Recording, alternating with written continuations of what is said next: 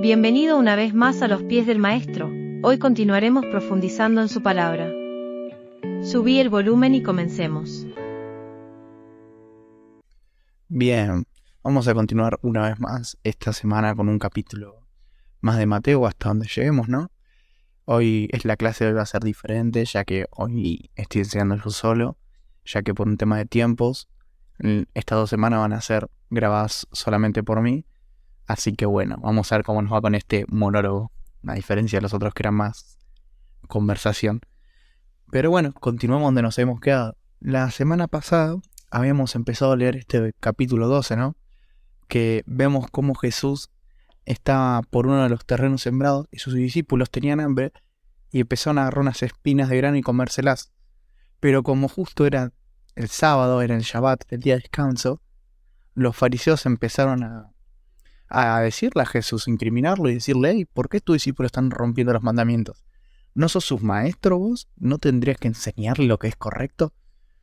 Pero Jesús les dice: ¿acaso no se acuerdan que el rey David hizo lo mismo? Les dice él. ¿Acaso el rey David también profanó el día de descanso? Y él les deja una lección que les dice: el Hijo del Hombre es Señor hasta incluso el día de descanso. El Hijo del Hombre, o sea, cualquier humano, cualquier persona. Pero, ¿por qué Jesús hace esta reflexión y nos enseña a nosotros que somos dueños del día de descanso? Porque es un poco lo que habíamos hablado la semana pasada, ¿no? Al final vamos a de vuelta entrar en este tema. La semana pasada habíamos hablado de lo que eran los Midrash, Mishnah y Talmud. ¿Qué son estas 3 cosas? Vamos a enfocarnos más hoy en el Mishnah y en el Talmud.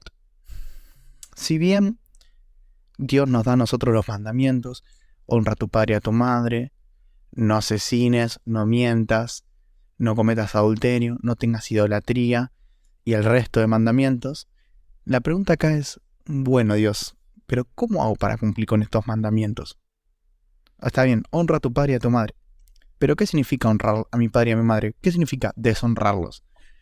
El trato que yo puedo tener con mi papá puede ser que sea diferente al que tiene un amigo con el suyo. Entonces, por ahí el trato, la manera en que yo entro en confianza con mi papá y lo trato sin salirme de la honra, para mi amigo puede ser que lo haya deshonrado a mi papá por haber dicho una palabra grosera o haberlo tratado como un amigo. Entonces, acá entra una cosa para los judíos que era la Mishnah. Según ellos, los mandamientos que Dios nos dio por Moisés, en Génesis, Éxodo, Levíticos, Números y Deuteronomio, son los mandamientos, pero que Moisés a su vez había dado unos mandamientos orales que se fueron transmitiendo de boca en boca hasta llegar a la época de Jesús y que recién fueron escritos en el 200 después de Cristo. Bien, ¿y qué es una Mishnah, una ley oral? Principalmente, no existía una evidencia de que Moisés los haya dicho. Hoy en día, el judaísmo cree que realmente ellos fueron y Moisés lo dijo. Pero Jesús no estaba en contra de si Moisés fue o no fue. Jesús estaba en contra de si estaban poniendo un mandamiento del hombre sobre un mandamiento de Dios. Ya que si uno lee la Biblia, nunca se va a encontrar con que Dios recriminaba al que esté sacando unas semillas para comer en el día de descanso. Porque si tenés hambre, tenés que comer. Y la vida está por sobre la ley del Sabbat. Aún así, ellos no estaban rompiendo este mandamiento. Pero igualmente, ellos, los fariseos, habían puesto leyes que no existían, mandamientos de hombres, por sobre las leyes de Dios. Entonces, ¿qué sucede? Jesús acá los incrimina y nos hace pensar en la falta de sabiduría que tienen estos fariseos, estas personas que crean leyes de hombre y que la ponen sobre la palabra de Dios.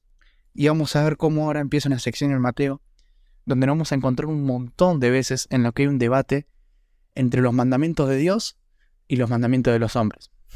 Es importante recordar acá. Jesús dijo: yo no vine a abrogar la ley, en Mateo 5:17.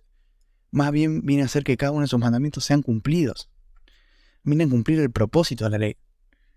En cambio, estos fariseos traían mandamientos que no estaban en la Biblia y ponían cargas sobre las personas que no estaban en la palabra de Dios. Y hacían tan difícil el ingreso al reino de los cielos. Y aún así los hacía sentir condenados y hacían un justicialismo que no existía. Una justicia propia, una salvación por obras. Pero Dios quiere que nosotros volvamos a la esencia. ¿Y cómo hacemos para volver a la esencia? ¿Cómo hacemos para salir de los mandamientos de hombres? ¿Cuáles son los mandamientos de hombre que tengo hoy en día en mi vida?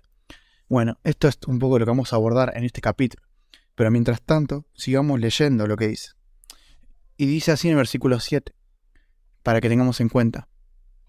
Quiero que tengan compasión, no que ofrezcan sacrificios. Jesús está esperando de nosotros amor, no sacrificio. Está esperando disciplina, no sacrificio. Como le ha dicho a Samuel a Saúl, Dios prefiere obediencia antes que sacrificios. Él no está queriendo que nosotros desperdiciemos nuestras vidas por servirlo a Él y que nosotros nos sintamos así, que estamos desperdiciando nuestras vidas. Él quiere que nosotros estemos disfrutando de lo que estamos haciendo.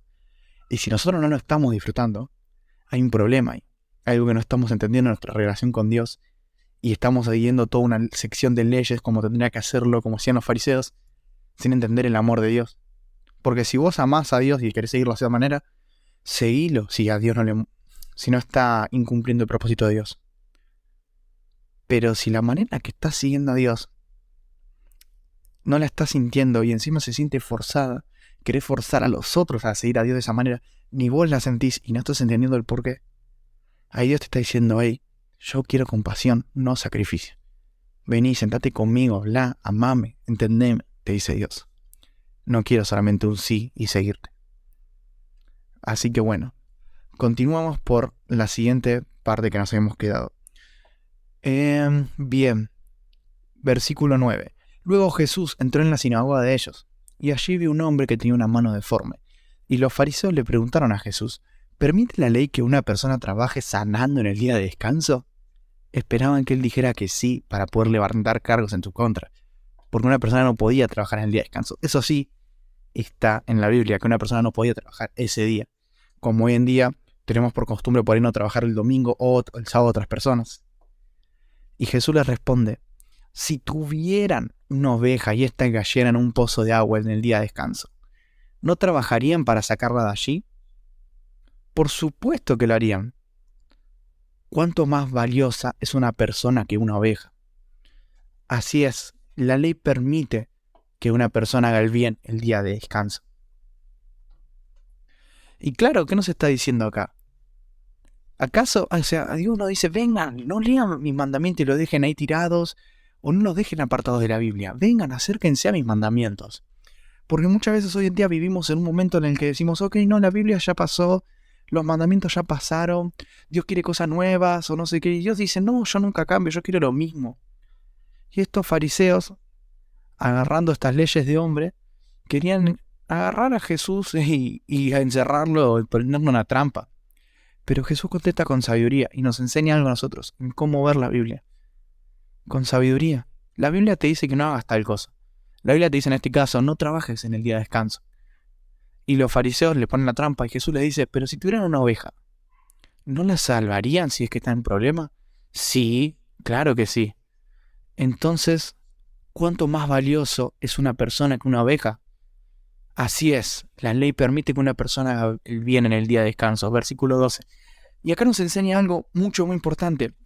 Y es que Jesús no viene acá a romper algo viejo. Él viene a traer espíritu, vida a la palabra de Dios. Lo que los fariseos veían muerte, lo que la gente hoy en día ve legalismo, destrucción, religiosidad, Jesús viene a dar vida. Y cuando algo tiene vida, cambia completamente. Estos mandamientos no venían a trabar la vida de ellos. Venían a darle a darle fluidez, a darle agua, a darle fructificación. Por eso el agarre nos enseña que el Hijo del Hombre tiene poder sobre el día de descanso. Y cuando dice esto, se refiere a que volvamos a Dios también. Dejemos de darle tanta bolilla a los pensamientos de hombre, a las leyes de hombre, estas como le ponían en la Mishnah y todo eso. Y Jesús lo sana. Y los fariseos en el versículo 14 convocaron una reunión para matar a Jesús. ¿Saben por qué? Porque se dieron cuenta que no podían contra él. Y acá es muy importante. Hay veces que nosotros tenemos pensamientos, mandamientos de hombre en nuestras vidas, que no nos damos cuenta que lo tenemos. Que van en contra de la palabra de Dios. Y no nos damos cuenta. Pensamos que estamos cumpliendo la palabra de Dios, pero no lo hacemos. Saben que, voy a dar un ejemplo. la Biblia dice que no hagan idolatría, y no hay que hacer idolatría. Ahora bien, dentro de la Mishnah y todos estos mandamientos de hombres que habían agregado los judíos en su momento, hacían que digan, ok, bueno, ¿cómo hacemos para cumplir este mandamiento? Y hacían submandamiento, entonces decían, bueno, no tenemos que hacer idolatría. Bien, dicen, ok, tengo una manera de no hacer idolatría, dijo una.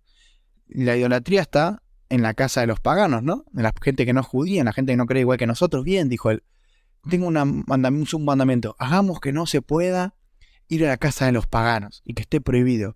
Está bueno, dijeron los rabinos, bien, vamos a prohibir eso. Y ya la gente judía no puede acceder a la casa de los paganos. Después vino otro y se dieron cuenta que seguían cayendo en idolatría. Dijo, ok, vamos a agarrar ahora y vamos a prohibir tener amigos paganos. Que no podamos tener amigos que no sean judíos, que no sean creyentes como nosotros, que no sean cristianos, entre paréntesis. Dijeron, es buenísimo, tenés razón, así vamos a cumplir el mandamiento de Dios de no hacer idolatría. Y se dieron cuenta que siguen haciendo idolatría. Y en un momento uno dijo, ok, yo sé qué pasa. Lo que pasa es que no tenemos que entrar en la casa de un pagano ni tampoco ser amigos de paganos para ir a su casa. Pero hay gente que en la calle se cruza con un pagano, empieza a hablar y no puede caer en la tentación de ser amigo y después termina agarrando y yendo a la casa y hace idolatría. ¿Y qué podemos hacer? Tengo un mandamiento más, que si vemos un pagano en la calle, uno que no piensa como nosotros, nos cruzamos del otro lado de la calle. Tenés razón, dijeron, muy bien. Entonces pasan los años y de golpe va un judío o va una persona y habla con un necesitado o alguien que es pagano, que no es creyente, y lo miran los otros fariseos y dicen, o los otros judíos religiosos y le dicen, estás pecando, estás haciendo idolatría, no tenés que saludar a un pagano en la calle. No, el verdadero mandamiento era no hagas idolatría, no era no saludes a alguien en la calle. Entonces, ¿a qué voy con esto? Esto es un ejemplo extremo, ¿no? No sé si el judaísmo tiene un pensamiento así hoy en día.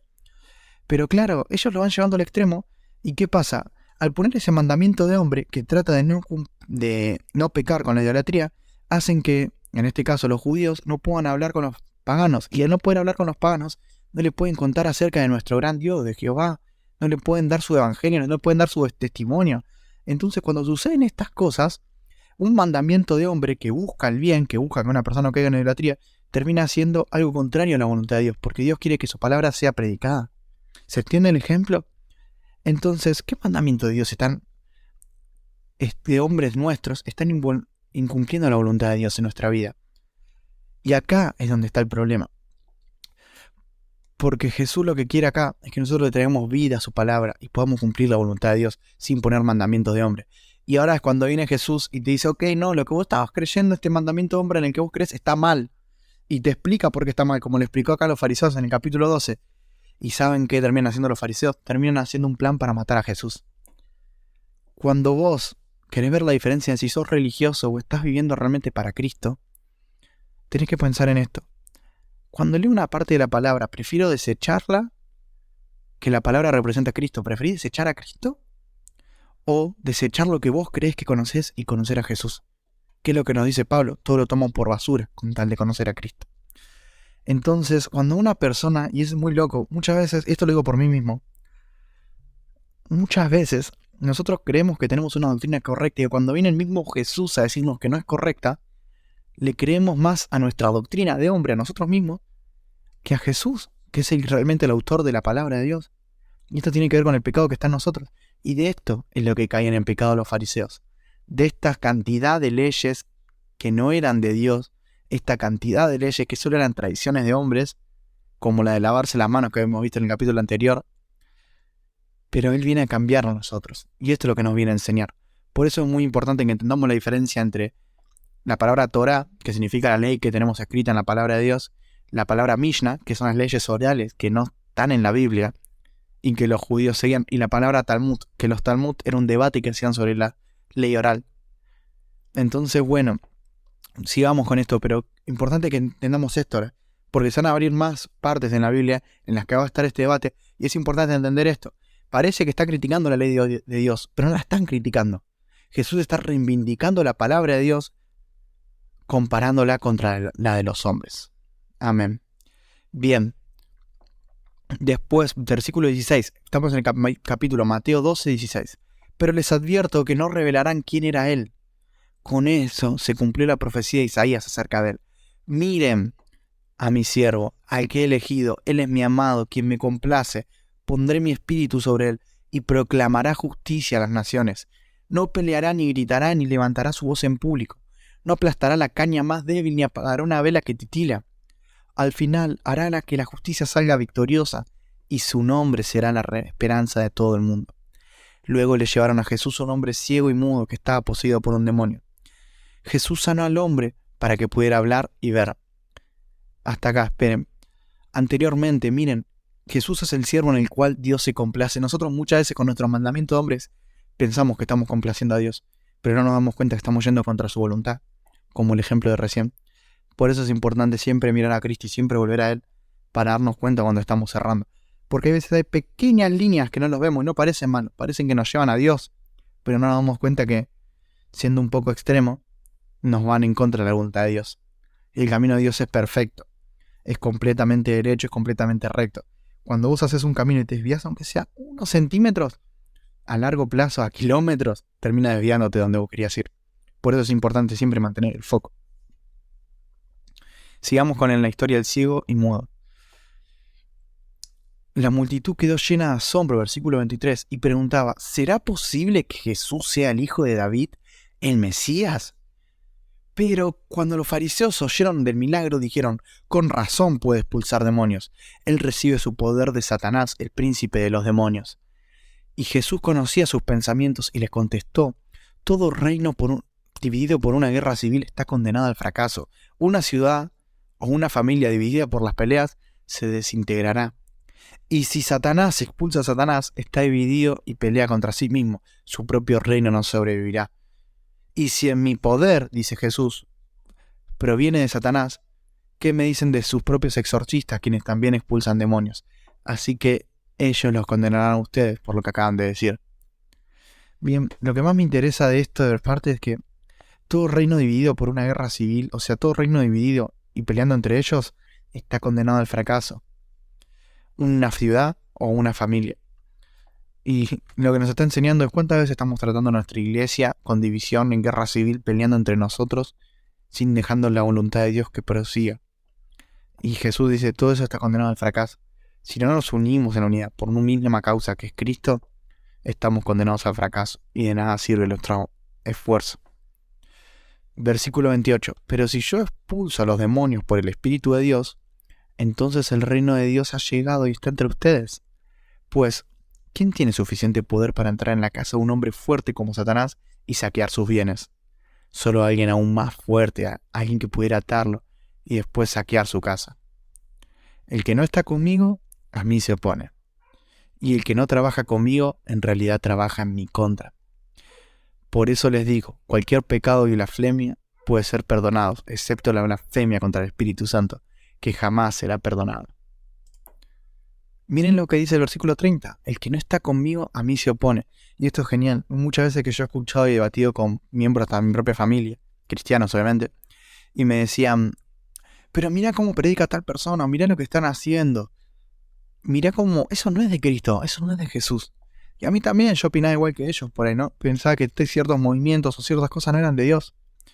Pero yo le decía, wow, pero mira esto, dice la palabra, el que no está conmigo se opone y trabaja conmigo, en realidad trabaja en mi contra. Mas si estas personas trabajan con Dios, ¿qué significa? Que la voluntad de Dios se sigue creciendo y yendo más allá. El que no está con Jesús se opone.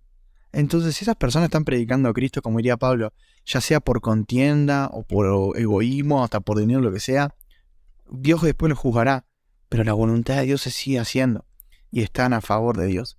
Y ahí lo importante es esto, el que no está conmigo, dice Jesús, a mí se opone. Y el que no trabaja conmigo, trabaja en mi contra. ¿Estamos trabajando en contra de Dios? Porque lo peor de todo, y esto es lo que nos dice Jesús, cuando trabajamos en contra de Jesús, es un pecado que termina dejándonos y llevándonos hacia la blasfemia contra el Espíritu Santo. ¿Qué es la blasfemia contra el Espíritu Santo? Blasfemar contra la voluntad de Dios. Blasfemar contra lo que Él quiere. No creo que sea algo fácil de hacer, pero podemos desembocar en eso si nos dejamos llevar por el pecado todos los días de nuestras vidas, y si no nos corregimos, y si nos vamos oponiendo a la voluntad de Dios, a la voluntad de Cristo, y si seguimos con mandamiento de hombres.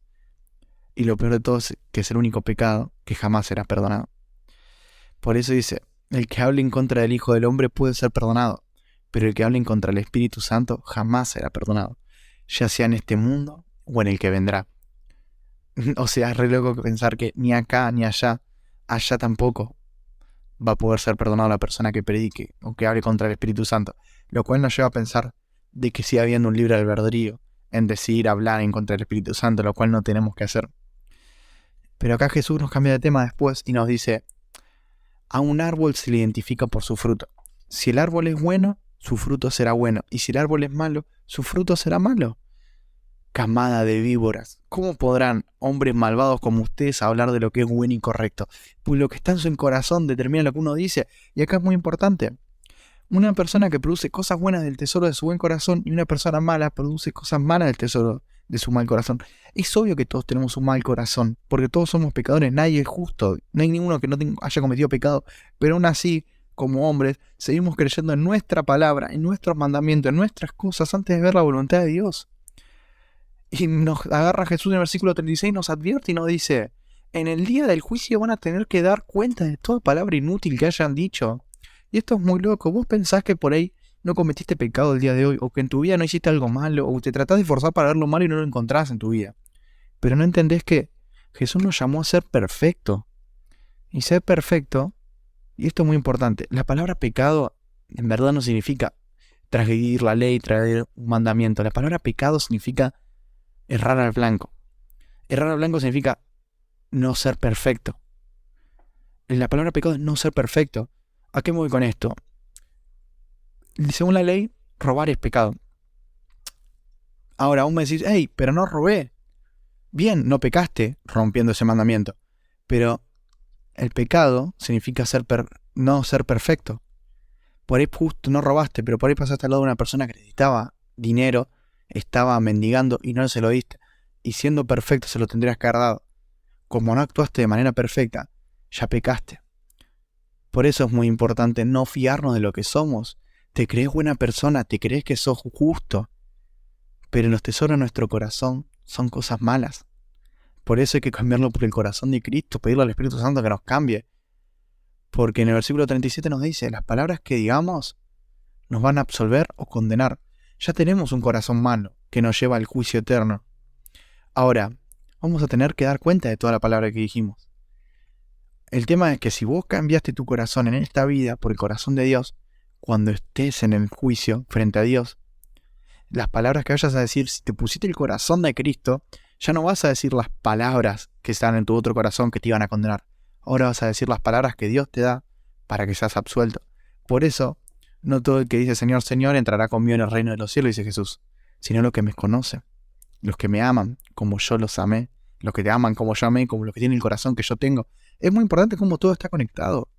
Si vos tenés un mal corazón y no querés cambiar tu corazón, no es solamente recibo a Cristo y ya está, no. Cristo tiene que trabajar y cambiar tu corazón. Pero si no lo cambiamos en el día del juicio, si seguimos teniendo un corazón malo, van a salir cosas malas de nuestro corazón en el día del juicio cuando demos testimonio. Y eso nos puede llevar a la condenación. Dice el versículo acá de Mateo 12, 35 al 37. Pero es muy importante que reflexionemos en eso. Dime cómo es tu corazón y te diré cómo te irá en el día del juicio. Porque vas a tener que dar testimonio y según eso Dios te va a medir. Versículo 38. Un día algunos maestros de la ley religiosa y algunos fariseos se acercaron a Jesús y dijeron, Maestro, queremos que nos muestres alguna señal milagrosa para probar tu autoridad. Pero Jesús le respondió, son una generación maligna y adúltera, exigirá una señal milagrosa. O sea, me da gracia porque hoy en día seguimos siendo iguales, ¿no? Seguimos pidiendo señales para el predicador que viene, a la persona si es correcto. Cuando recibimos una palabra de Dios, seguimos pidiendo una señal de parte de Dios, no cambiamos.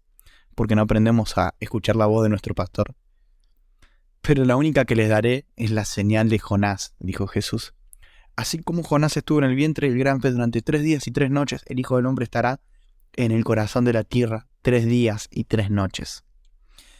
El día del juicio, versículo 41, los habitantes de Nínive se levantarán contra esta generación y la condenarán, porque ellos se arrepintieron de sus pecados al escuchar de la predicación de Jonás. Ahora alguien superior a Jonás está aquí, pero ustedes se niegan a arrepentirse. La reina de Saba también se levantará contra esta generación el día del juicio y la condenará porque vino una tierra lejana para oír la sabiduría de Salomón. Ahora alguien superior a Salomón está aquí, pero ustedes se niegan a escuchar. Bien, me gusta esto y es muy importante entenderlo. Acá nos da una idea de lo que va a pasar en el día del juicio.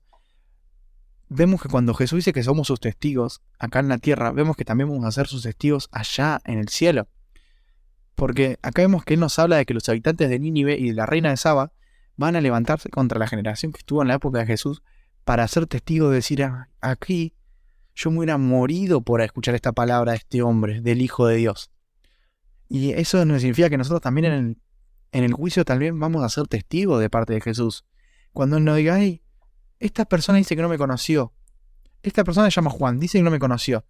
A ver, Elías, ¿vos escuchaste y le predicaste a Juan? Sí, Jesús. Pero juro por la Biblia que no voy a mentir. Yo recuerdo haberle contado acerca de vos. Le conté acerca de tus milagros, de tus maravillas. Pero él se renegó a escucharme. Y yo le estaba predicando acerca de vos. Y ahí Jesús va a ver a la persona que está en el estreno y va a decir, ¿ves que yo te di a conocer mi palabra y no la escuchaste? Y eso también nos va a hacer a nosotros. Va a haber personas que se van a presentar y va a decir, hey, Elías, ¿por qué no escuchaste cuando te hablé de esta manera? Y yo voy a decir, Jesús, no te escuché, nunca me hablaste. Y va a levantar un testigo y va a decir, sí, me envié a tal persona para que te hable. ¿Acaso no te dijo esto, esto y esto? Y ahí se nos van a abrir los ojos a todos los hombres y vamos a darnos cuenta de las veces que Dios se presentó en nuestra vida y no lo escuchamos. Y estuvimos como esta generación perversa pidiendo una señal a ver si era verdad o mentira lo que Dios nos quería decir. Porque no nos enfocamos en escuchar la voz del Padre. No nos interesó conocer si era Él o no. No nos interesó aprender a distinguir la verdad y la mentira. Y dice que en el 43, cuando un espíritu maligno sale de una persona, va al desierto en busca de descanso, pero no lo encuentra. Entonces dice, volveré a la persona de la cual salí, de modo que regrese y encuentra su antigua casa barrida y en orden. Entonces el espíritu busca otros 7 espíritus más malignos que él. Y todos entran a la persona y viven allí. Y entonces esa persona queda peor que antes. Esto es lo que ocurre a esta generación maligna. Y es muy parecido a la generación de actual. Cuando un cuerpo está vacío en el espíritu, no tiene el Espíritu Santo, está vacío. Entonces agarre y lleno de otras cosas. Espíritus malignos peores entran en ese cuerpo. Y eso es muy importante lo que está pasando hoy en día. Esta generación es una generación vacía de mente. Una generación que entra cualquier bicho, cualquier cosa en la cabeza. Ya sea de ideología, de género, sea de todo. Están justificando el pecado. Ya de por sí la ofensa también. La gente se ofende por cualquier cosa. La gente que tiende a ir... No es un mensaje contra los psicólogos, sino que es un mensaje que veo yo, ¿no? La gente va al psicólogo para decir, ok, no tengo que perdonar. Es problema del otro. Es una generación que está vacía y vienen espíritus que se meten en esa persona, espíritus de rencor, que no lo dejan soltar, espíritus de odio, espíritu encima de, no sé cómo decirlo, de ego, porque es, nunca hice nada mal, el problema siempre estuvo en el otro. Es una generación vacía que no reflexiona. ¿Y cómo hacemos para sacarnos esto? Reflexionando y meditando en la palabra de Dios. Cuando vos meditas te vacías, pero le pedís a Jesús que te llene. No como hacen las otras religiones que meditan para dejar la mente vacía o en blanco. Acá nosotros meditamos para que Jesús sea lleno. Y cuando meditamos decimos a los espíritus que se vayan. No tanto con liberación o con esto o con lo otro, sino que de una manera de decir, papá, hice mal hoy algo. Y que el Padre te muestre lo que está haciendo mal y vos entregarlo y que el Espíritu Santo sea lleno entre vos. ¿Y cómo lo hacemos? De vuelta está todo conectado. Cuando vos agarrás y abrís la palabra de Dios, ves lo que es correcto. Cuando ves lo que es correcto, ves cómo es tu vida. Y ahí vos elegís seguir tus mandamientos de hombre, tus voluntades de hombre, lo que vos creés que está mal. O seguir lo que Dios te muestra. Por dar un ejemplo, por ahí un mandamiento de hombre en tu vida es: yo no tengo que perdonar. Si no me perdonan, yo no perdono. Ese es por ahí un mandamiento de Dios en tu vida. Y por ahí no ves que la palabra de Dios dice que tenés que perdonar las ofensas como Él te perdonó a vos, Jesús. Aunque vos primero no hayas pedido perdón, Él ya te había perdonado. Entonces vos decís, ok, ¿te quedás con tu rencor, con tu mandamiento de hombre, o soltás y agarrás los mandamientos de Dios? Él está esperando eso de nosotros. Por eso digo que está todo conectado. Hay veces que decimos, no somos como los fariseos que tenían mandamiento de hombre. Sí, tenemos mandamiento de hombre. Estamos llenos de mandamientos de hombres. Pero no nos damos cuenta hasta que no abrimos la palabra de Dios porque no queremos abrirla. Porque cuando la abrimos, nos choca la vida. Y tenemos miedo de leer los mandamientos, tenemos miedo de leer esos famosos 613 preceptos, pensando que ya no se siguen o lo que sea. Y no tenemos ni ganas de ver si realmente aplica a nuestra vida o no ahí.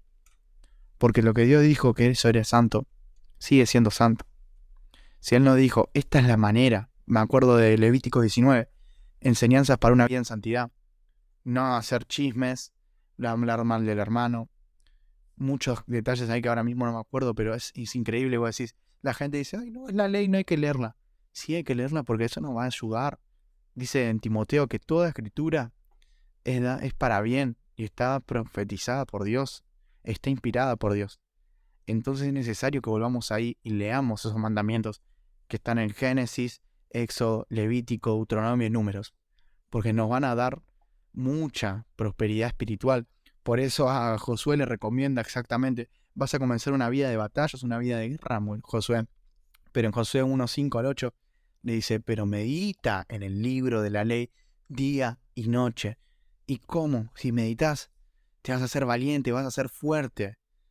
En cambio, si no meditas en esto, lo contrario que vas a hacer, no vas a ser valiente, vas a ser miedoso. Vas a tener temor, vas a ser una persona con miedo, y cuando estamos con miedo el enemigo entra. Justamente hablaba el otro día de que cuando uno tiene miedo, el enemigo sabe que te puede atacar, porque el enemigo se mueve como una serpiente, y la serpiente solo ataca cuando siente el miedo, cuando siente las feromonas en su víctima. Y eso es lo que espera de nosotros. Pero Dios nos manda a meditar en su palabra día y noche, día y noche. Y nos mira Jesús en el versículo 48, y dice, y mientras hablaba la multitud, su madre y sus hermanos estaban afuera y pedían hablar con él, con Jesús. Y le dijeron, hey, tu madre y tus hermanos están afuera y desean hablar contigo. Y Jesús preguntó, ¿quién es mi madre? ¿Quiénes son mis hermanos? Y ahí nos miró a nosotros, sus discípulos, y dijo, miren, estos son mi madre, mis hermanos. Pues todo el que hace la voluntad de mi Padre, que está en el cielo, es mi hermano, mi hermana o mi madre. Y eso es mucho, muy importante. No es el que dice, ay, Jesús te hace todo en el corazón y ya está. No, no. El que hace la voluntad. Cuando vos decís que aceptás a Jesús, te predisponés, te comprometés a hacer la voluntad de Dios. Pero solo los que terminan haciendo la voluntad de Dios se convierten en su hermano, hermana o madre. Bien, vamos a empezar por el capítulo 13 de Mateo. Y dice así. Más tarde, en ese mismo día, Jesús salió de la casa y se sentó junto al lago. Pronto se reunió una gran multitud alrededor de él. Así que entró en una barca, se sentó y enseñó mientras la gente estaba de pie. Contó muchas historias en forma de parábola como la siguiente. ¿Saben qué es interesante esto? Perdón que corto acá. Dice que estaba de pie en una barca y él predicaba y la gente estaba en las orillas, ¿no? ¿Saben por qué es importante? Porque cuando veamos que dice que Jesús le alimentó a 5.000 y que está hablando con 15.000 personas, uno dice, ¿cómo con 15.000 personas? ¿Cómo hacía para comunicarse con 15.000 personas Jesús? Si hoy en día necesitamos un estadio, necesitamos sonidos gigantes de millones de dólares para que nos escuchen todos. ¿Cómo es que puede hacer esto? Porque se sabe que cuando la barca está en el medio del agua de un lago y una persona se sienta a hablar, y escuchen que esto es muy importante, una persona se pone a hablar en el medio del lago y entonces la voz empieza a rebotar las ondas de sonido en el agua y terminan llegando más a la gente. No es lo mismo predicar o hablar o gritar en la parte de un monte, un campo, lo que sea así, que hacerlo en esa parte, porque en esa parte el agua hace que el sonido llegue y no se necesitaba gran cantidad de sonido. Miren los conocimientos de la antigüedad para esto, ¿no? Para poder hacer esto. Así que es importante ese detalle, porque después nos ponemos a pensar y decimos, ay, no, es imposible que haya escuchado 5.000 personas. No, era posible por esto mismo. Además de que también había personas que repetían, escuchaban y repetían a su vez lo que estaban diciendo. De hecho, esto te da tiempo también a escribir, como están escribiendo acá en las enseñanzas, ¿no? Pero bueno, es un detalle para tener en cuenta. Mateo 13. Contó muchas historias en forma de parábola, como la siguiente. Un agricultor salió a sembrar. A medida que esparcía las semillas por el campo, algunas cayeron sobre el camino y los pájaros vinieron y se las comieron. Otras cayeron en tierra poco profunda con roca debajo de ella. Las semillas germinaron con rapidez porque la tierra era poco profunda. Pero pronto las plantas se marchitaron bajo el calor del sol y como no tenían raíces profundas, murieron. Otras semillas cayeron entre espinos, las cuales crecieron y ahogaron los brotes. Pero otras semillas cayeron en tierra fértil y produjeron una cosecha que fue 30, 70 y hasta 100 veces más numerosa de lo que se había sembrado. Todo el que tenga oídos para oír, escuche y entienda. Y vamos a hacer un paréntesis. ¿Qué es una parábola? Las parábolas es una historia, no una historia, de hecho, es agarrar algo que sucede en el mundo normal, en el mundo cotidiano, y explicar a través de eso qué es el reino de Dios. Y esto es tomar de ejemplo algo para explicarnos. Y esto es muy importante entender por qué Jesús usaba las parábolas. ¿Por qué habla en parábolas? Porque por un lado nos enseña a entender el reino de Dios a nosotros. Cuando Jesús habla en parábolas, yo imagino que él estaba ahí y habrá visto alguna vez a un sembrador sembrando y empezó a explicarles cómo era. O sea, justo apareció un sembrador, imagino, y él empezó a decirle así como él está sembrando y unas caen acá, acá, acá. Así es como va a ser. Y nos enseña esto. Nos enseña que Dios esconde la sabiduría de los sabios de este mundo y se la revela a quien Él quiere, como dice la palabra, lo vil y menospreciado. Porque aquellos que escuchan esto, los que se creen sabios, van a decir, está hablando del campo, ¿qué tiene que ver? Y no, Dios nos dice, yo se lo revelo a los que están atentos a mi palabra. De esta manera, y esto es muy importante entenderlo, yo creo que Dios hizo el mundo y todo lo que pasamos en nuestro día a día, que vos estés esperando el semáforo cuando estás volviendo a tu casa, que vos tengas que trabajar y que tengas que viajar para eso, que tengas que trabajar y estés sufriendo, o que seas carpintero y tengas que usar ciertas herramientas, o que seas plomero, o tal vez que cuides nenes, o tal vez que tengas que enseñar en colegio. Todo eso son situaciones que Dios lo deja en nuestra vida para explicarnos cómo funcionan las cosas. Con eso nosotros podemos entender cómo funciona la voluntad de Dios.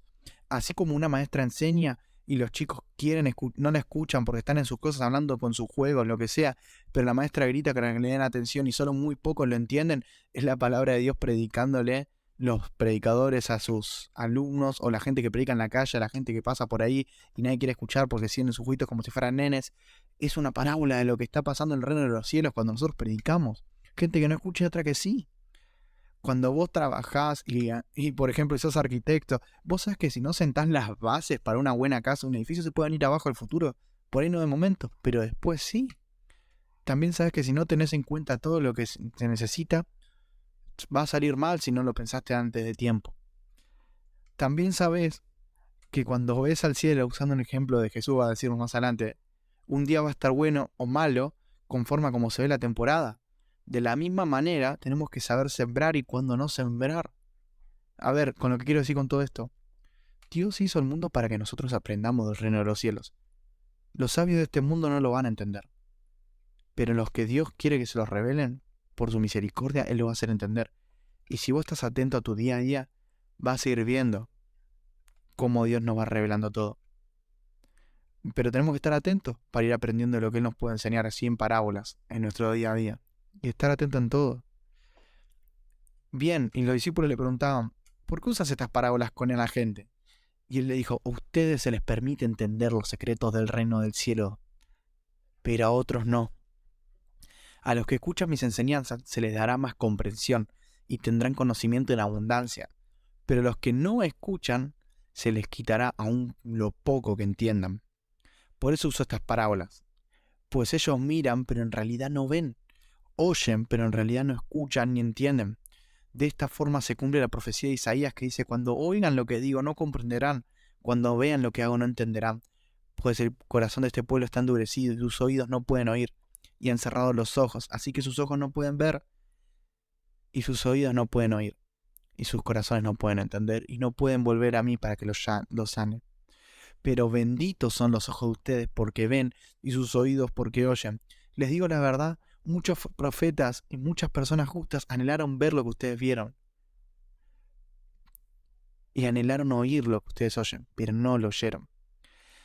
Bien, y acá algo muy importante, ¿qué pasa? Cuando las palabras de Jesús habla y enseña, Él está explicando, cuando una persona escucha acerca de lo que va a ser el reino de los cielos y lo pone en práctica, su vida es bendecida y cambia. Ahora, cuando no lo pone en práctica, todo lo que escuchó es para juicio. Porque como no lo puso en práctica y se le advirtió de lo que iba a hacer y lo que iba a pasar, esa persona está condenada porque no lo hizo. Ahora, esto se explica muy bien en lo que es el centinela con Ezequiel, si lo leen después. Pero miren esto, él agarra, y yo imagino esto, cuando vos vas en tu vida diaria, vos sos el que decide mirar por la ventana del colectivo mientras viajás y ver qué es lo que Jesús te va a poder enseñar en la naturaleza del mundo. O puedes elegir cómo hace el mundo, a ponerse auriculares, cerrar los ojos y dormir en el viaje mientras hacen tu vida cotidiana y que no te importe nada y, y no escuchar a Dios. Pero Él dice, hay gente que yo les he dado ojos para ver, oídos para oír, y están dispuestos a ver lo que yo les voy a dar, porque hasta los profetas quisieron oír esto y no pudieron. Entonces es necesario que pidamos al Espíritu Santo que podamos ver en nuestro día a día lo que tenemos y podamos entender todo. El otro día un hermano me comentaba que él iba por la calle manejando y veía dos árboles, en la misma tierra, dos árboles, uno seco, seco, y otro que estaba completamente verde, hermoso. Y él decía, ¿por qué? ¿Por qué está así, uno así, uno así? Si estamos en la misma tierra, están al lado de un río, ¿por qué está haciendo eso? Y Dios le decía a sí mismo, porque yo, así como puede estar la tierra bien hecha, puede estar todo preparado, hay cosas que no van a crecer y otras que sí. Así mismo puede salir que vos pongas un negocio y no te salga y otro lo ponga y sí le salga, o así mismo puede ser que la misma prédica a una persona le funcione y a otra no. Es una parábola y este hermano estuvo dispuesto a seguir a escuchar y a ver lo que Dios le quería hablar. Entonces no cerremos a nuestro día a día a lo que Dios nos puede hablar. Mientras más practiquemos y entendamos la disciplina de cómo escuchar la voz de Dios, más vamos a aprender a vivirlo como Él quiere. Y más se conecta con dejar de vivir conforme a lo que nosotros decimos y empezar a vivir con lo que Él nos dice. Y escapar de todos nuestros mandamientos. Amén. Bien, dicen, escuchen ahora la explicación de lo que leímos antes, del agricultor que salió a sembrar. Las semillas que cayeron en el camino representan a los que oyen el mensaje del reino y no lo entienden. Entonces viene el maligno y arrebata la semilla que fue sembrada en el corazón. Las semillas sobre la tierra rocosa representan a los que oyen el mensaje de inmediato y lo reciben con alegría. Pero como no tienen raíces profundas, no duran mucho. En cuanto tienen problemas son perseguidos por creer la palabra de Dios, caen. Las semillas que cayeron entre los espinos representan a los que oyen la palabra de Dios, pero muy pronto el mensaje queda desplazado por las preocupaciones de esta vida y el atractivo de la riqueza, así que no se produce ningún fruto. Las semillas que caen en buena tierra representan a los que en verdad oyen y entienden la palabra de Dios, y producen una cosecha de 30, 60 y hasta 100 veces más numerosa de lo que se haya sembrado. Me encanta porque esto yo me pongo a pensar en personas que han venido a la iglesia o que yo he conocido en la vida diaria. Y es verdad, hay gente que le querés predicar la palabra de Dios, las primeras semillas, y no lo entienden. No entienden porque no se les reveló, no quieren entender eso. Vivieron otras cosas y no entienden por qué vos crees en Dios y por qué seguís. Y está bien, cayó en otro camino. Ahora, las semillas en la tierra rocosa, dice que oyen el mensaje y lo reciben con alegría de inmediato. Y son estas personas que yo imagino que vienen a la iglesia de golpe y están unos 2, 3 días, una semana, y están con todo y vos decís, wow, parece que vivió un arrebatamiento, vi a Jesús en persona, y pasan 2 semanas y no viene más la persona. Porque vino un problema, o porque vino esto, porque vino lo otro, y ya está. Se apagó. Son como la paja cuando se prende en el fuego y se desaparece. No son como el carbón que se mantiene. Y después las semillas que cayeron entre los espinos representan a aquellos que oyen la palabra de Dios, que lo entienden, pero más allá de eso, están muy preocupados para ir a la iglesia. No, yo no puedo, no tengo tiempo para ir a la iglesia, no tengo tiempo para ayudar a Dios. No, quisiera, hermano, pero tengo que seguir tal carrera y tengo que estudiar mucho y no puedo. Cuando consiga esta riqueza, ahí sí voy a ir y... No justifico, sino que a lo que va Jesús, no es que estoy diciendo que sea malo o lo que sea. A lo que voy es esto. A que si pasa el tiempo y esa semilla no produjo fruto, es porque cayó entre espinos. Y después está el que sí realmente cayó en buena tierra. Y lo que más me llama la atención es que la semilla es la misma. La semilla es la misma y la tierra somos nosotros. La semilla es la misma en todos. Lo que cambia es la tierra. Si tu tierra está rocosa, no va a dar fruto. Si tu tierra tiene espinos, no va a dar fruto. Si en vez de tierra tenés un camino duro, la semilla no va a profundizar. Si tenés una semilla en buena tierra, o sea que removiste lo malo, lo que obstruía a que crezca, si sacaste todo lo que podía prohibir que la semilla no crezca, ahí Dios te provee y te bendice. Hay más, y hay mucho más. Y cuando crece la semilla, ya no te quedás, empezás a hablar, a predicar el evangelio, no dejas que tu vida quede igual, o ayudas al resto a enseñarles a entender la palabra y produces una cosecha de 30, 60 o hasta 100 veces más. Y eso es lo que Jesús nos enseña. El problema no está en Dios, está en nuestra tierra. Dice en el versículo 24, el reino de los cielos es como un agricultor que sembró una buena semilla en su campo, pero aquella noche, mientras los trabajadores dormían, vino su enemigo Sembró hierbas malas entre el trigo y se escabulló. Cuando el cultivo comenzó a crecer y a producir granos, la maleza también creció. Los empleados del agricultor fueron a hablar con él y le dijeron: Señor, el campo donde usted sembró la semilla está lleno de maleza. ¿De dónde salió? Claro, si Dios planta trigo en nuestra vida, ¿por qué de golpe tenemos cosas malas? Y eso es obra de un enemigo, exclamó el agricultor. ¿Arrancamos la maleza?, le dijeron. No, contestó el amo. Si lo hacen, también arrancarán el trigo. Dejen que ambas crezcan juntas hasta la cosecha. Entonces le diré a los cosechadores que separen la maleza, la aten en manojos y la quemen y la pongan el trigo en el granero. La siguiente es otra ilustración que usó Jesús. El reino de los cielos es como una semilla de mostaza sembrada en un campo. Es la más pequeña de todas las semillas, pero convierte la planta más grande del huerto y crece hasta llegar a ser un árbol. Y vienen los pájaros a hacer nidos. Jesús también usó la siguiente ilustración. El reino de los cielos es como levadura que usó una mujer para hacer pan. Aunque puso una pequeña porción de levadura en 3 medidas de harina, la levadura impregnó toda la masa. Jesús siempre usaba historias e ilustraciones como estas cuando hablaba con las multitudes. De hecho, nunca les habló sin usar parábolas. Así se cumplió lo que Dios había dicho por medio del profeta. Les hablaré por parábolas, les explicaré cosas escondidas desde la creación del mundo. Miren, vamos a repasar rápido. Dice así, que la fe es como una semilla de mostaza. Dice que el reino de los cielos es como una semilla de mostaza. Y miren lo que es esto. Yendo con la anterior parábola, dice que él tiró semillas, las esparció las semillas y que cayeron en las semillas que esparcieron en el reino de los cielos. El reino de los cielos está para plantar en nuestra tierra, pero nosotros somos los que no dejamos que crezca. Ese es el mensaje. El reino de los cielos. Nosotros somos los que sacamos el reino de los cielos de nuestra vida. El reino de los cielos ya fue plantado en nosotros. El tema es que nosotros somos los que no lo dejan crecer. Y por más pequeño que sea ese mensaje, por más que sea pequeño esa frase que escuchaste hablando de Jesús, ese testimonio puede crecer como el árbol más grande del mundo. Y después dice que el reino de los cielos es como la levadura.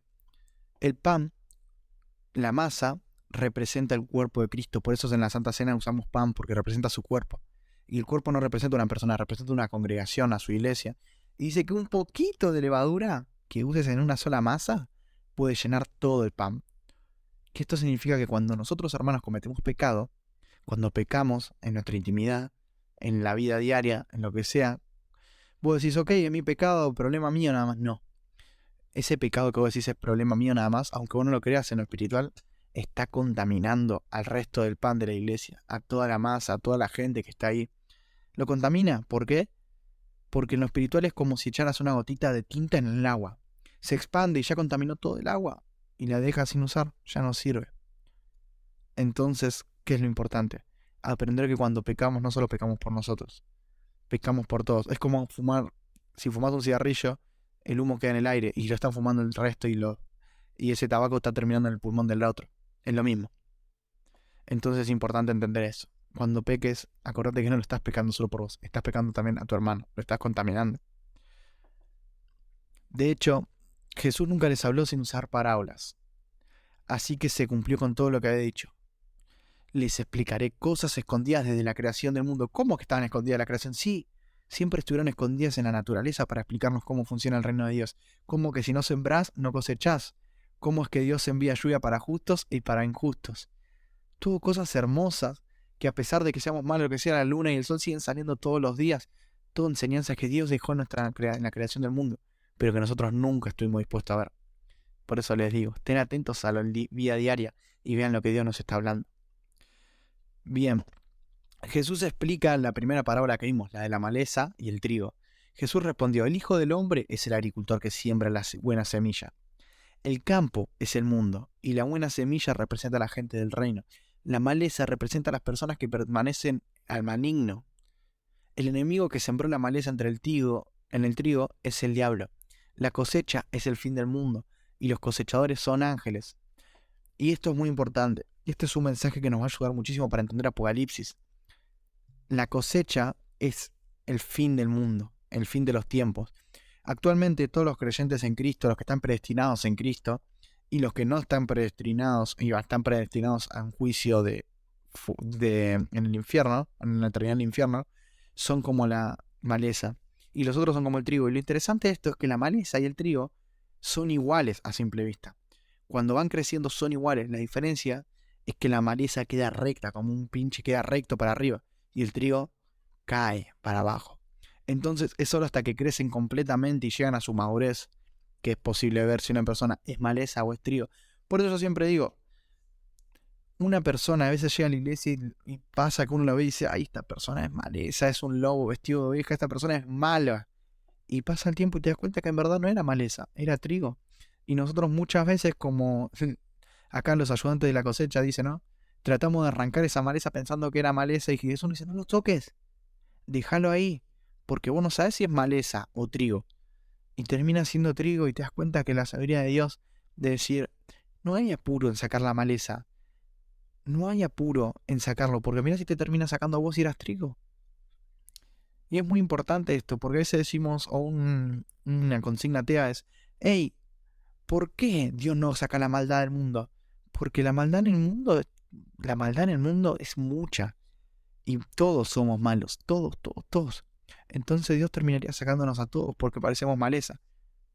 A menos que entre Jesús en nuestra vida y se deje dar a conocer, que cambie nuestro corazón, que cambie nuestra vida y nos movamos de otra manera y el trigo se deje ver, ahí recién podemos ver la diferencia entre el trigo y la maleza. Entonces, a este argumento ateo, ¿no? Es un argumento de entender de que por misericordia Dios no saca la maldad del mundo. Porque si tendría que sacarlo, te sacaría a vos y no te daría la oportunidad de arrepentirte. Amén. Y dice, y los ángeles, versículo 42, arrojarán al horno ardiente donde habrá llanto y rechinar de dientes a todo lo que hagan lo malo y todo lo que produce pecado. Y entonces los justos brillarán como el sol en el reino de su Padre. Y eso es una referencia a Daniel capítulo 12, que los justos resplandecerán como la aurora. Todo el que tenga oídos para oír y escuche y entienda, el reino del cielo es como un tesoro escondido que un hombre descubrió en un campo. En medio de su entusiasmo lo escondió nuevamente y vendió todas las posesiones a fin de juntar el dinero suficiente para comprar el campo. Además, el reino de los cielos es como un comerciante en busca de perlas de primera calidad.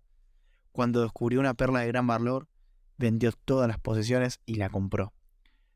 También el reino de los cielos es como una red para pescar que se echó al agua y atrapó toda clase de peces. Cuando la red se llenó, los pescadores la arrastraron a la orilla, se sentaron y agruparon los peces en buenas o en cajas, pero lo que no servía se lo tiró.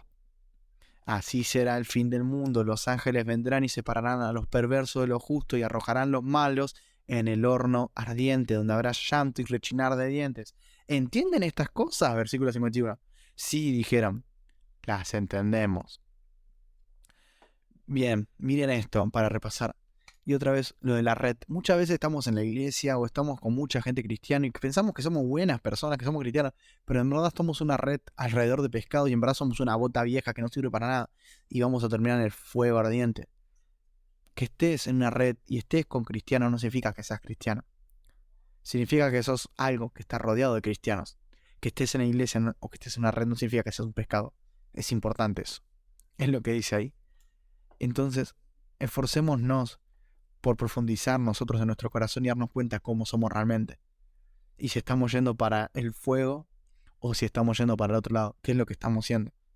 ¿Somos un árbol que da frutos o un árbol seco?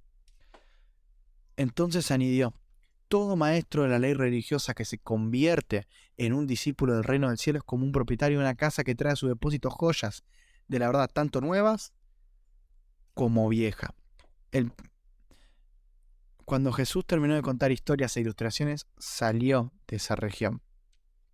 Regresó a su pueblo. Cuando enseñó allí en la sinagoga, todos quedaron asombrados y decían, ¿de dónde saca esta sabiduría y el poder para hacer milagros? Y se burlaban, no es más que el hijo del carpintero, y conocemos a María, su madre, y a sus hermanos Santiago, José, Simón y Judas. Acá podemos ver lo que hablamos en el capítulo anterior, o el anterior, acerca de quiénes eran los apóstoles, y que eran dos hermanos de Jesús.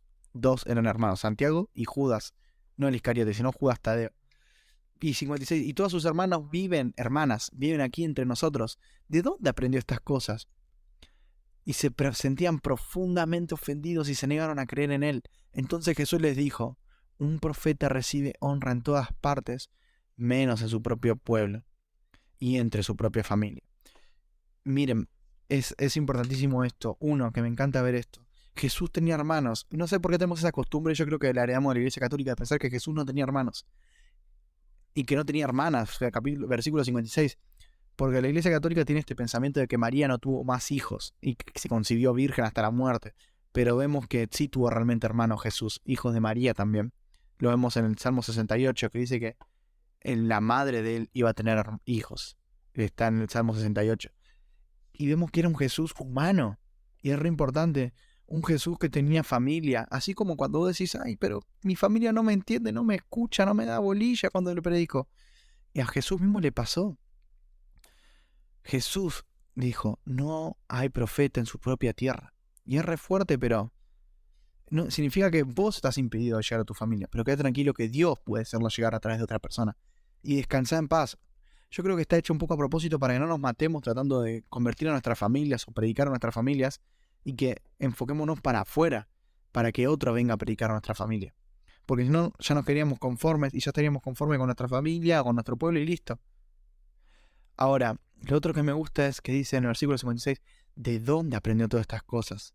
Y acá nos muestra que Jesús tuvo una revelación tremenda. Ellos conocían a un Jesús o una persona, a alguien que no era de toda esta onda, de entender toda esta palabra, pero hubo un cambio y el Espíritu Santo en él abrió en Jesús una mente y revelaciones tremendas.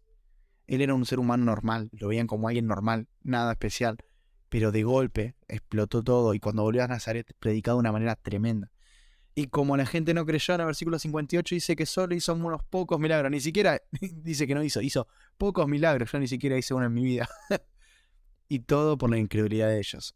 Y acá vemos que él relaciona que cuando nosotros somos incrédulos con Jesús, cuando no le creemos, hay pocos milagros en nuestra vida.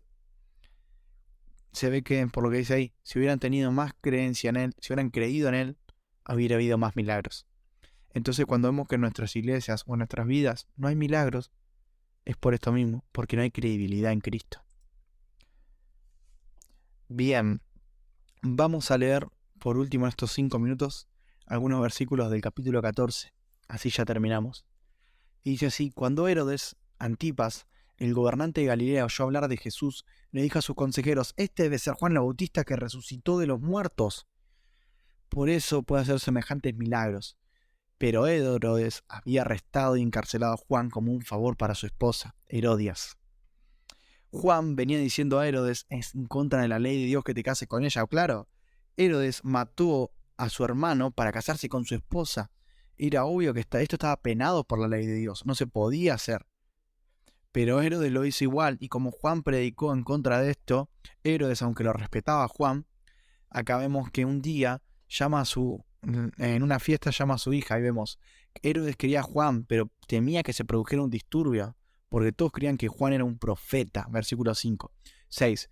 Pero durante la fiesta de cumpleaños de Herodes, la hija de Herodias bailó una danza que a él le agradó muchísimo. Pero entonces él le prometió que le juraría dar cualquier cosa que ella quisiera, y presionada por su madre, una mujer que está bajo el espíritu de Jezabel, es muy loco la batalla espiritual, ¿no? Jezabel y Elías son de hace 800 años atrás, antes de esto, del capítulo de Primera de Reyes, la batalla entre Jezabel y Elías. Pero acá vemos cómo la batalla seguía entre el espíritu de Elías en Juan el Bautista y el espíritu de Jezabel en Herodias. Entonces la joven presionada por su madre dijo, quiero que me entreguen la bandeja de Juan en una bandeja de plata. A mí me encanta cuando dicen, y quiero su cabeza en una bandeja de plata, acá vemos el origen. Entonces el rey se arrepintió por lo que dijo, pero como lo había jurado, dio las órdenes. Entonces decapitaron a Juan en la prisión. ¿Se acuerdan que habíamos visto en el capítulo 11 que Juan le preguntaba a Jesús si era el Mesías? Y acá vemos que Juan muere. Traen su cabeza en una bandeja y se la dieron a la joven, y ella se la llevó a su madre. Después los discípulos de Juan llegaron a buscar su cuerpo y lo enterraron. Luego fueron a contarle a Jesús lo que sucedió. En cuanto Jesús escuchó la noticia, salió en una barca a un lugar alejado a estar a solas. En que acá vemos cómo Jesús estaba triste, estaba mal y quería estar a solas. Pero las multitudes oyeron hacia dónde lo se dirigía y lo siguieron de pie de muchas ciudades. Entonces Jesús se bajó del barca, y vio una gran multitud. Luego tuvo compasión de ellos y sanó a los enfermos. Esa tarde los discípulos se acercaron y dijeron, Este es un lugar alejado y ya se está haciendo tarde. Despide a las multitudes para que se puedan ir a las aldeas a comprarse comida. Pero Jesús le dijo, eso no es necesario. Denle ustedes de comer. Pero lo único que tenemos son 5 panes y 2 pescados, le respondieron. Tráiganlos aquí. Luego le dijo a la gente que se sentara sobre la hierba. Jesús tomó los 5 panes y los 2 pescados, miró hacia el cielo y los bendijo. Después partió los panes en trozos y se los dio a sus discípulos, quienes los distribuyeron entre la gente. Todos comieron cuanto quisieron y después los discípulos juntaron 12 canastas con lo que sobró. Aquel día unos 5.000 hombres se alimentaron, además de las mujeres y los niños. Inmediatamente después Jesús insistió en que los discípulos regresaran a la barca y cruzaran al otro lado del lago, mientras él enviaba a la gente a la casa. Y vamos a cerrar con esto. 5.000 hombres. Primero, el milagro es asombroso, pero quiero que sepan esto, no eran 5.000 hombres. Dice que eran 5.000 hombres más mujeres y niños, por si alguno no sabía. 5.000 hombres significa que la mayoría estaban casados, o sea que estaban con 5.000 mujeres más, lo cual nos da 10.000 personas. Pero en ese tiempo, la gente acostumbraba a tener hijos. Algunos no tenían hijos, otros tenían varios hijos, obviamente. Entonces sabemos que mínimo un hijo más por familia había, en promedio. Por lo tanto, había 15.000 personas que Jesús alimentó ese día. 15.000 gente. Pónganse a pensar en un estadio lleno de fútbol hoy en día. 15.000 personas alimentadas por un solo sujeto, por un milagro de la nada. Ese es Jesús. Él saca de lo que no hay y nos provee, aún de lo que creemos que no puede haber. Así que bueno, hasta acá llegamos este día hoy. Nos quedamos acá en el versículo 22 para continuar la siguiente clase. Y vamos a orar para terminar. Señor mi Dios, te amo, gracias por este día, por esta clase, Señor, que tú puedas proveer a nosotros. Lo que más nos interesa, Señor, es que podamos sacar afuera nuestros mandamientos de hombre y poner los tuyos, Padre amado. Te bendecimos y te necesitamos, Jesús. Ven a nosotros con tu presencia, con tu amor. Ven en esta semana y llénanos de tu Espíritu Santo. Y te pedimos que puedas proveer a nosotros para entender más de tu palabra, de tus parábolas, estar atento a todo lo que vos estás mostrándonos y viendo. Gracias, Jesús, por todo lo que tenés. Gracias, Padre. Amén, Yeshua. Amén y amén. Gracias por haber escuchado este podcast. Los esperamos la semana que viene para estar una vez más a los pies del Maestro.